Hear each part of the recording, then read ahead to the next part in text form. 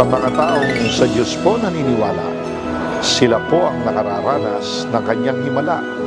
Ito po ang patotoo ng mga taong nanalangin, Nanalig, nagtiwala, naghintay, at nagtagumpay. ngayon po sila ang nagkikwento, sila po ang nagpapatotoo. Dalangin po namin sa mga susunod na pagkakataon. Kayo naman po ang makapagbigay ng iyong kwento at patotoo, Na alam ko pong magbibigay ng kapurihan, karangalan, at kaluwalhatian sa ating dakilang Diyos. Nung December po, sinabihan na rin po kami na hindi na nga daw po kami rehired. Kaya iniisip ko po ay mahirap nang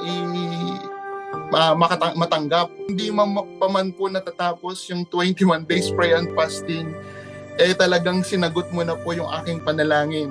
So simulan ko po ang aking testimony nung nagkaroon po kasi sa aming company ng balibalita po na lahat daw po ng YLAW or OFW na Pilipino ay hindi na po i-rehired.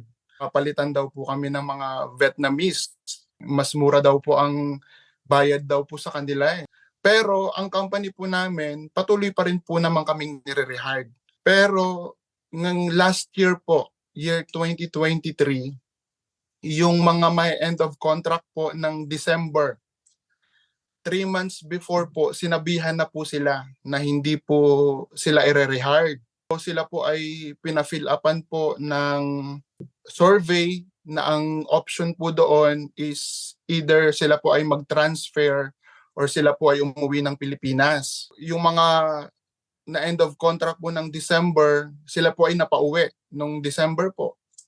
So kami po, kasi ako po ay end of contract po ng March ngayong taon po, 2024. Nung December po, sinabihan na rin po kami na hindi na nga daw po kami rehired.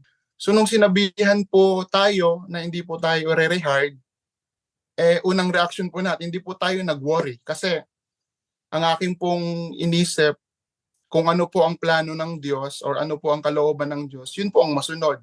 Nasa isip ko po nung sinabihan po kami at nagpirma po kami nung survey, ano po yung next plan ko na gagawin kung ako man po ay uuwi ng Pilipinas. Sabi ko siguro aaral na lang po akong mag-drive kasi meron po kaming van na pangpasada po na business. At alagaan ko na lang po yung babuyan po namin na ang brother ko po ang siyang humahawak po ngayon. Pero ang sabi ko po sa Lord during that time, Lord, ang kalooban mo ang siyang masunod. Pero kung ako po ang tatanungin po ninyo, mas gusto ko pong mag-stay po dito sa Taiwan. Kasi naalala ko po yung sinabi po ng Pastor Edgar po sa akin nung one time po na siya ay bumisita ng Hsinchu. Sabi po niya na hanggat meron pong pagkakataon na tayo po ay magtrabaho at maglingkod po dito sa Taiwan, kunin po natin yung opportunity dahil hindi po tayo panghabang buhay po dito sa Taiwan. For the long time, gumawa po ulit ako ng resume. Nagpasa po tayo ng resume ko po sa mga link na ibinigay po nila, mga pwede pong applyan. So nagtanong-tanong po tayo sa mga kapatiran saan merong pwedeng applyan. Hintay po tayo ng tawag, wala pong tumatawag. Talagang struggle po. Ang aking pong kontrata na lang po kasi ay 2 years and 5 months na lang po. Kaya iniisip ko po ay mahirap nang matanggap sa ibang company. Kasi yung iba kong katrabaho po, meron po silang 6 years pa po Sila po ay pumunta sa mga company rin po, nag-interview sila face-to-face, nagpasa din po ng mga resume. Hirap din po sila na makahanap po ng trabaho. Kaya ang aking sabi ko, mas lalo po ako. So sabi ko sa Lord, kung ikaw po ay, kung ako man po ay matatanggap sa work, makakapag-transfer po ako ng ibang company, or nandun pa rin yung hope na ma-rehired po kami, ito'y himala po ng Diyos. Kaya nung tayo po ay nagkaroon po ng 21 days prayer and fasting po, sinama ko po talaga ang aking sitwasyon. Ang nakaka-amaze po na ginawa po ng Diyos sa buhay ko po, January 5, alas 3 po ng hapon, nag-message po yung aking coordinator na ang sabi po doon, ang HR ng company po daw namin wants to hire us. Do you want to be hired? Sabi po nung coordinator. Agad-agad po akong sumagot. Sabi ko po, yes po tita, magpapahired po ako kasi yun po ang aking panalangin po sa Diyos eh. Kaya talagang sabi ko, Lord, grabe, hindi pa man po natatapos yung 21 days prayer and fasting, eh talagang sinagot mo na po yung aking panalangin. Kaya nung nandun po ako sa sitwasyon na yon, naalala ko po yung verse po na palagi ko pong naririnig po sa inyo, yung Hebreo 10:23, sabi po ng Lord, let us hold unswaveringly to the hope we profess, for He who promises is faithful po. Always na the Lord has the final say. Grabe po yung ginawa ng ating Panginoon. At masayang-masaya po ako na ako po mag-i-stay pa rin po dito sa Taiwan. We have to give God the round of applause for His amazing Praise the Lord. manifestation of who He is. Amen. So, naalala ko, Proverbs 16 verse 9, people can plan what they want to do. Common sense po yun. Pero wag nating kalilimutan yung kasunod na talata. But it is the Lord who guides their step. Sa ibang translation, it is the Lord who has the final say. Proverbs 16 verse 9. Pero yung verse 3, gusto ko rin yung verse 3. Ano? Yung Proverbs 16:3, roll your works to the Lord and your plan shall be achieved. So, ang Diyos ay buhay, God has the final say. Sabi ni Brother Eddie, ito ang turo niya during our time sa North Sagaray, nagsisimula ang GIL. Lagi nilang sinasabi ni Ate Dory, when the enemy says it is impossible, no way, no hope, no cure, no solution. Sabi ni Brother Eddie at ni Sister Dory, you have to rejoice when Satan says it is impossible, because that is only the beginning of our victory in Christ Jesus. At heto ka, Pastor Nathan, ipagpapatuloy mo ang mabuting bagay na pinasimula ng Diyos sa iyong buhay. So, ano ang masasabi mo? Daddy, sabi ni Nathan, masayang-masaya daw siya sa nangyari sa kanyang buhay. Ay, ang masasabi ko, Daddy, kung masaya si Nathan, ay mas masaya ako. Dahil itong si Nathan po ay kapartner po nating matapat dito po sa JIL Sinchu. Siya po ay ating pastor. Ngayon ay nasa Chupay. Katulong po natin siya sa mga challenges natin dito sa ministry. Kaya kung mag-isip siya ay ganito, Lord, not my will, but your will be done. Kung gusto mo, Lord, ay di mas gusto ko. Pero kung ayaw mo, ay lalong ayaw ko. Dahil kung ipipilit naman natin ay magiging disaster ang kalalagyan. Pero yung kanyang heart ay naglolong na magkaroon siya ng extension. So nakita ng Lord nakapasa si Nathan, no? Nakita ng Lord na kaya ni Nathan isang tabi yung kanyang pangangailangan, yung kanyang gusto upang bigyan ng daan yung kalooban ng Panginoon. At dahil doon ay ipinagkaloob ng Diyos ang ninanasa ng puso ni Pastor Nathan. At ang lagi ko pong dalangin sa mga pastors at sa mga manggagawa ay ipakita ng Diyos, siya na ang bahalang gumanti sa kanila dahil silver and gold we have none, Daddy.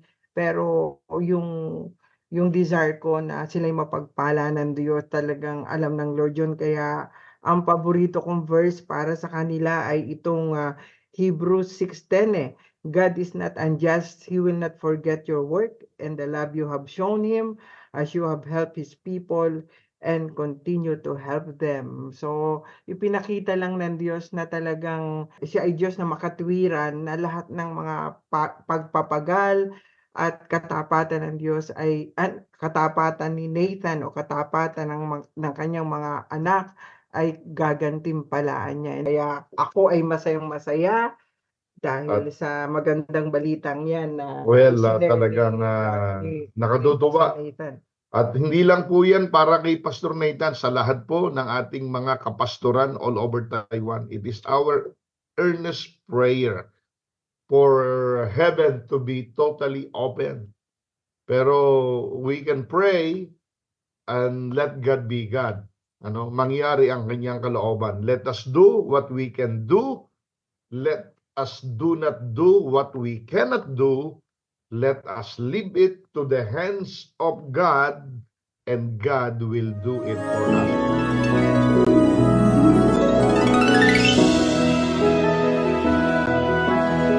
Purihin po ang Panginoon. Nasaksihan po natin ang isa na naman pong kamanghamanghang patotoo na nagpapatunay na si Jesus ay Diyos ng Himala. Sabi po sa Matthew 19:26, "With men, this is impossible, but with God, all things are possible." Nagkaroon po ng malawakang problema dito sa Taiwan, na kung saan ang lahat po ng Pilipino na matatapos ang kontrata ay hindi na po marerehire at papalitan na lamang po sila ng bagong manggagawa galing Pilipinas o sa ibang bansa. At kung ikaw naman po ay marerehire, kailangan meron kang minimum of 3 years na natitira sa iyong visa para po makapagstay o makapagtrabaho dito sa Taiwan. At si Pastor Nathan po ang isa sa naapektuhan ng problemang ito.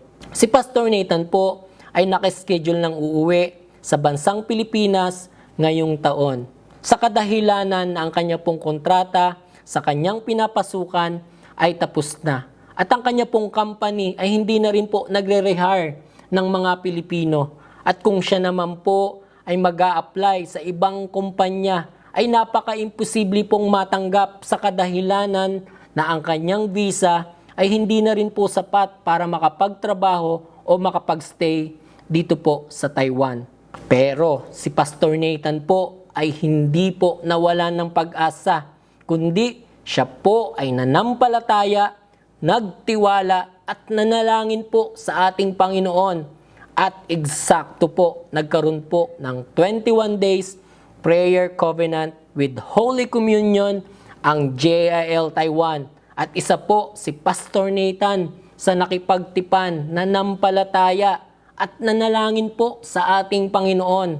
Ang sabi po sa Isaiah 43 verse 19, "See, I am doing a new thing. Now it springs up. Do you not perceive it?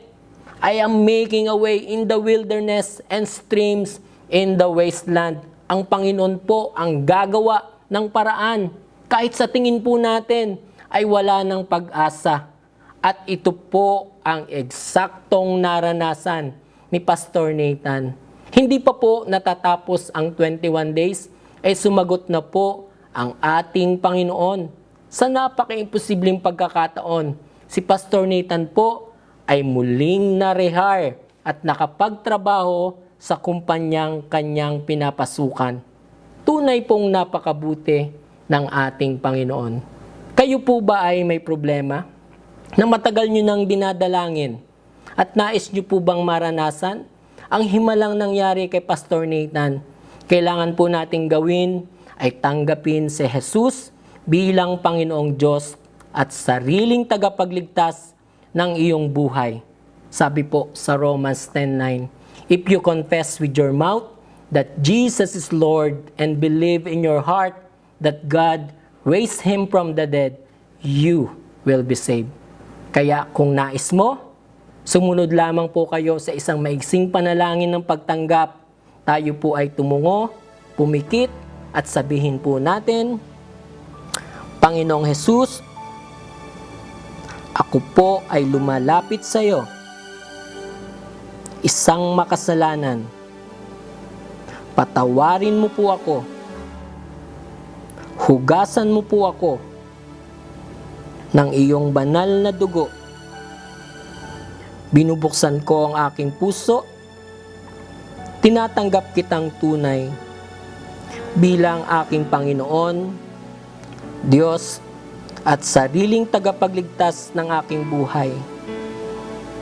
Maraming salamat po sa karapatang maging anak ng Diyos. Sa pangalan ni Jesus, Amen. At ako na lamang po ang mananalangin. Ama naming Diyos na dakil at banal, napakinggan niyo po ang panalangin ng bawat isa. Tinanggap ka po nila bilang Panginoon, Diyos at sariling tagapagligtas ng kanila pong buhay. At sa oras na ito, ipagkaloob niyo po ang buhay na walang hanggan, katulad po ng inyo pong ipinangako sa inyo pong salita. At sa bawat babae at lalaki, kung sila po ay mayroong pangangailangang pisikal, emotional, relational, financial, and even spiritual, idantay niyo po ang inyo pong mapaghimalang kamay at maranasan po, Panginoon, nila ang pagpapalang nagmumula dyan sa langit. Buksan niyo po ang durungawan ng langit, ibuhos ang nag-uumapong na pagpapala, kagalingan sa sakit karamdaman, mga himalang kanila pong kinakailangan. At sa mga oras na ito, tinatanggap po namin ang katagumpayan mula dyan sa langit. Maraming salamat po sa pangalan ni Jesus. Amen and Amen. At congratulations po, kayo po ngayon ay isa ng tunay na anak ng Diyos. At kung kayo po ay napagpala sa video ito, maaari po nating i-like and i-share ang YouTube channel ng Jesus Lord Church Taiwan at hihit na rin po natin ang notification bell para lagi po tayong updated sa lahat ng mga episodes ng Si Jesus ay Diyos ng Himala. At lagi po nating tatandaan, sa lahat po ng ating problema ay may solusyon dahil si Jesus ay Diyos ng Himala. Maraming salamat po at pagpalain po kayo ng ating Panginoon.